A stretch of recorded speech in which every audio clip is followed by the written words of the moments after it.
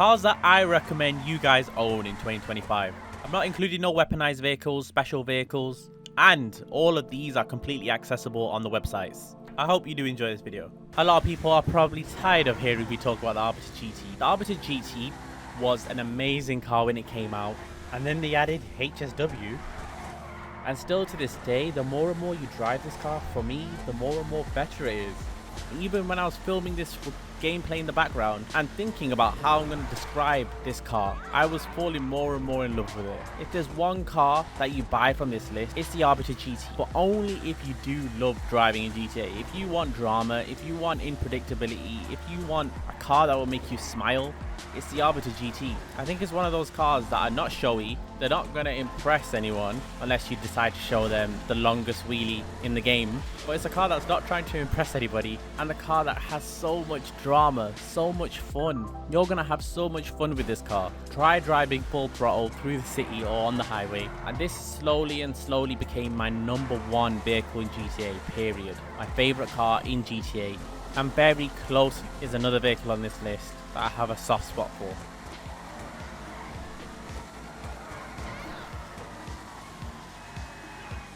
There was a time before the Vivinite came out where I kept asking Rockstar, we want some vehicles that shouldn't have HSW, that just have HSW. Now we're getting a few examples, but the Vivinite was one of the main ones and was the first one as well. A minivan with HSW. I think still today it looked funny to see. I love what Rockstar have done to it. It's got that gradual increase. It looks a lot like the Sienna. It does cost 1.6 million and an 800k HSW upgrade. But just watching this fly past the T20 is so funny to watch.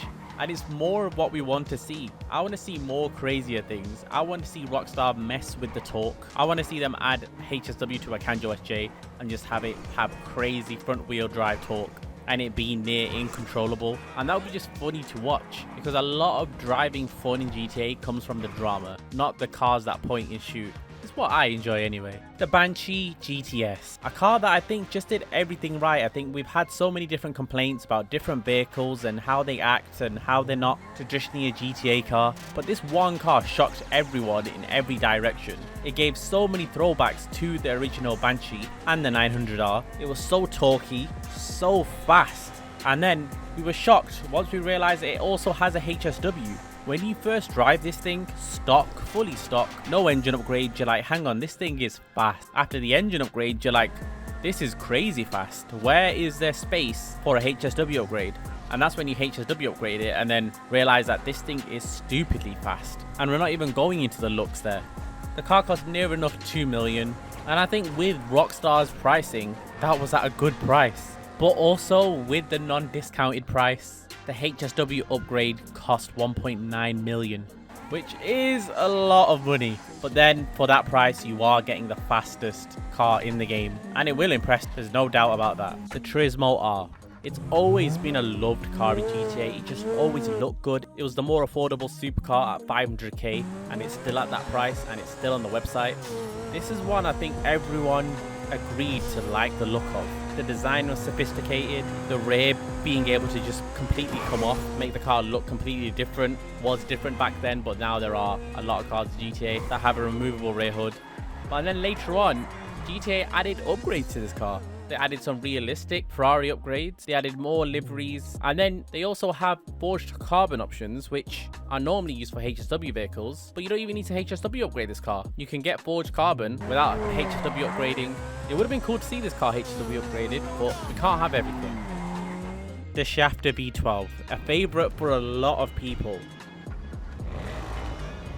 And mainly the sound and the startup is immense on this car. The fact that it only costs 116k, the fact that it's still available on the website is remarkable. To a lot of people, it may not look like a lot, but for the value that this car brings, for the money you pay, it should just be an addition to your garage. I think it's liked by everyone.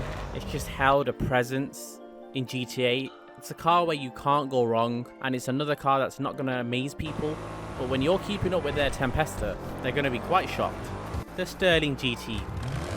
It was a car that was already recommended before they added HSW, and there was one major reason for the recommendation of this car.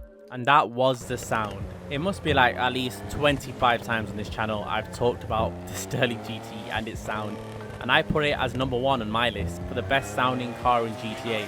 And when you're driving GTA, you want to have a good experience, and this will provide that with the backfires, with the sound, the driving feel, and then they added HSW, so you get that speed as well. But the speed is not the key factor in this. You can have this without HSW, and you will have a lot of fun just listening to that harmony, and you won't regret it. You will not regret it if you appreciate sounds of cars.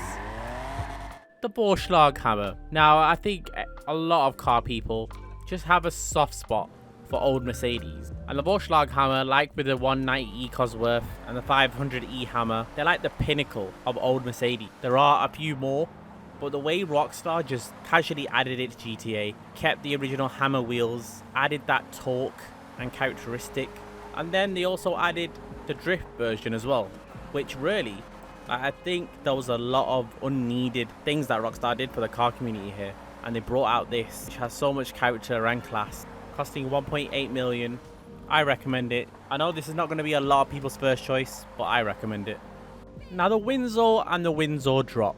I think we focus a lot on speed and handling in GTA, and I guess this is still handling. But if you don't already have a Windsor or a Windsor Drop or any Rolls Royce in GTA, I want you guys to drive it with a new look now. Try driving it and focusing on the way this vehicle handles. When you start appreciating the car and the way it hits curbs and goes over bumps, and you realize, hang on, Rockstar's designers are more like engineers now. They add realistic dampening in GTA, and you realize this a lot with these luxury vehicles. And it's not even all luxury vehicles. If you get something like the Deity, which should equally or have a little less waftness. The Deity is also a luxury vehicle, but it doesn't waft or go over curbs. You can see the way the curbs affect the car and how harsh it is to the vehicle compared to the Windsor. You see how the Windsor just glides on curbs that are not too harsh. Just try this, buy a Windsor, try it out, and try to have a feel for what I'm saying.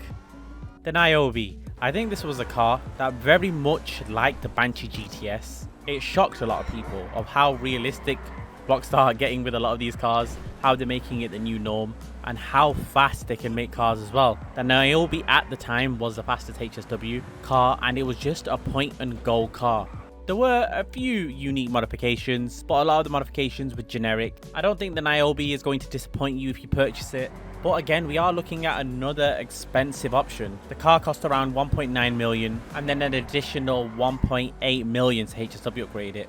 So we do have a common conveyed message that you have to pay a lot of money HSW upgrading, but you will get one of the fastest vehicles.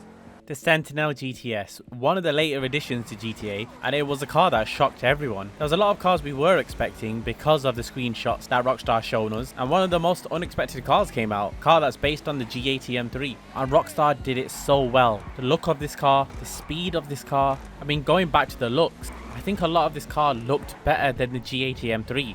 And it didn't take long for people to make so many different builds from it. So photogenic. It does cost 2.172 million as a non-trade price, and then 1.629 million for a trade price, which is worth it to do the missions for. And there's no feature that really strikes out about this car, but I guarantee you everyone that has bought this car would also recommend you to buy this. I know a lot of you already probably have some of these cars. Let me know what you think of my choice. I really do recommend these cars, and I really do enjoy them a lot. This isn't just cars put together to make a video. If you found this video anywhat helpful, I do appreciate a like. And if there's any suggestions you would recommend to the rest of the public, please leave them down in the comments. See you guys in the next one.